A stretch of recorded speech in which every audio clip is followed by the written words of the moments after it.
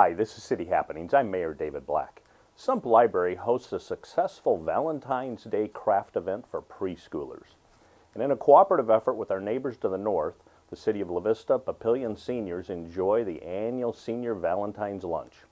And the Papillion Community Foundation's Executive Director looks back at Winter Wonderland and ahead to Papillion Days. Please enjoy all of these stories coming up next in City Happenings for the week of February 26th. Thanks, Mayor Black. Sump Library hosts a Valentine's Day craft event. They are making their own Valentines with some craft paper out. We have painting with cookie cutters, heart-shaped cookie cutters. We have bingo dauber sheets that littles love to use bingo daubers. We have a coloring page with a Valentine, and then we also have some beautiful stamps that they can stamp, make a Valentine. So it's all obviously Valentine related, but it's also very hands-off. They get the stuff, they get the tools, and then they figure out what they're going to do with them, which is what we want them to do. These events help to build a consistent user base. Mom, I want to go back to the library because I had fun there.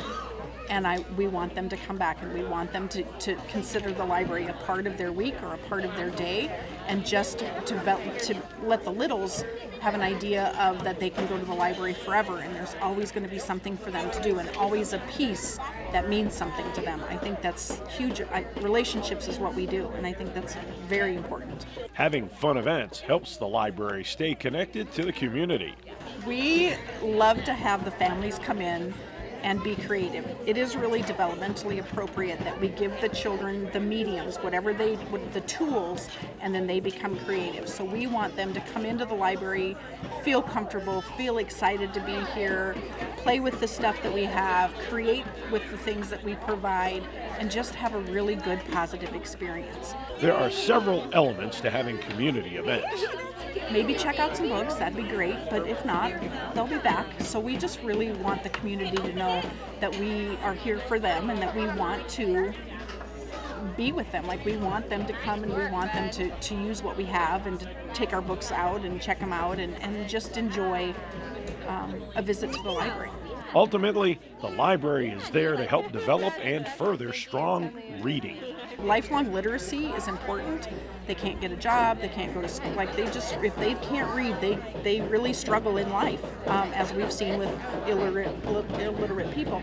But what we really want them to do is understand that the library is here for them, and that they should be engaged with it, and that they should be, taking ownership of it and come and hang out. Like, it's a really cool place to be, and it's a fun place to be. And I think that we prove that by what we offer to our families and the community. The Papillion seniors attended the annual Senior Valentine's Luncheon in cooperation with the La Vista Senior Center. It's great for our community. It's great for our seniors to get out, be social, any other age group as well. I mean, we love having people down here at the La Vista Community Center. We combine with them, and it's just a great event for our seniors to come out, socialize, have fun, and do a little dancing as well. Oh, I've been here for 3 years previously, and it's always a whale of a lot of fun. Being with other happy, loving people, and of course all of the music and the food, and we get to dress up and have our pictures taken. I think it's wonderful. As a matter of fact, at this table today, my guests are people that used to work with me at the senior center for a long, long time, and they haven't seen each other for a long time. It doesn't demand shopping for gifts. It's all about friendship and love. Oh, I like this. Yeah, I like the music. We were here last year and had a really good time. This might be one of the best reasons to attend. Oh, the lunch is great. Yeah, I mean, anytime there's free food, yeah, I'm there. So, yeah, that's very nice. The annual Winter Wonderland, held on Thanksgiving weekend, was again a success. There really is nothing but opportunity. I mean, we bring 5,000 to 6,000 people into town that night, and it kind of kicks off the holidays for a lot of people. So it's a really special event, and it takes us back to the fact that we are right next to Omaha, but we are a small community, and it brings us together as a small community, and we get to sit and enjoy, you know, the Saturday after Thanksgiving, you know, starting Christmas, looking at all the beautiful lights that they light up, you know, listening to the holiday music. We have Santa Claus and the reindeer and you know, little parade and the chili feed. So there's so much going on, but there are ways that we can make it even better. So we're looking at a few things to do that. While you can't control the weather, there are things that you can do to move forward. And what can we do to really improve this and get the Downtown Papillion Business Association involved and have the businesses open, and the things that they're going to do at the library are so much fun. All the kids love to do that, and you know, we have, like I said, we have the chili feed, and we have music, and we have carriage rides and princesses, and you know, those are all wonderful things and part of the tradition of the event. But you know, what can we add that maybe will you know, make the event even better? And so that gives me the opportunity to sit back and just kind of brainstorm on that. The next big event is Papillion Days. I would love to see, you know, more events added.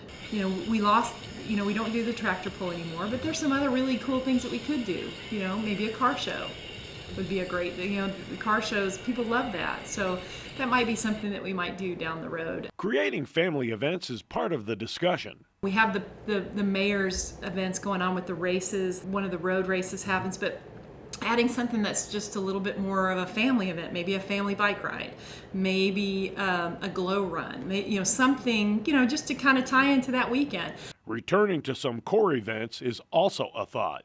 I think there was a great tradition of a lot of the high school classes coming back during Papillion and using the beer garden there as kind of a reunion place. You know, we'd like to really encourage that. I think maybe that has dropped off some in the recent years, but we really like to encourage them to come back and reconnect with their community, you know, as a class. So we want to try to find an event that we could tie that into. You know, we opened the beer garden this year on Thursday night, continuing that tradition, because I think that really drew people downtown. Being promotion conscious is key. Getting the word out on social media, being really active, starting early, you know, letting people know what the dates are. I mean, people kind of know when Papillion Days are going to happen because it's usually at that Father's Day weekend, but just really being active on social media and getting the word out there of all the new things that we are going to add and do. Because I think sometimes people think, well, I've done this for 10 years, you know, nothing really has changed, which is fine, you know, but really trying to get people understand what the new items that the new events, the new offerings that we're going to have, the new vendors that we might have, the new food that we might have, because a lot of people use Papillion Day as a great way to come down and eat some great food. So, you know, just really connecting, I think, that way. Current technology is a major help in promoting Papillion Days. Better presence on social media, you know, because that's kind of where we go now. You know, just really increasing that traffic and, you know, just information, you know, providing information about when things are going to happen and be responsive, you know, on that. And I think that will help improve, but I think would just be something to continue to add little pieces, little events here and there during that weekend that really draw people in, you know, and bring them downtown. And not just people from outside. We certainly want people to come in from outside of our community, but really to just draw the people from Papillion down here and let them see what their city has to offer. We're at the end of February, now looking at the beginning of March. We're about 3 weeks from the start of spring. With the warmer weather on the way, there will be more things to do in Papillion. There's lots of ways to stay up to date with what's going on. You can find us on Facebook, follow the City of Papillion on Twitter, or even watch our YouTube channel. Information about all of our departments and programs is available on our website. For more about Papillion, go to www.papillion.org or just call the Mayor's Hotline at 402-827-1111. Thanks for watching.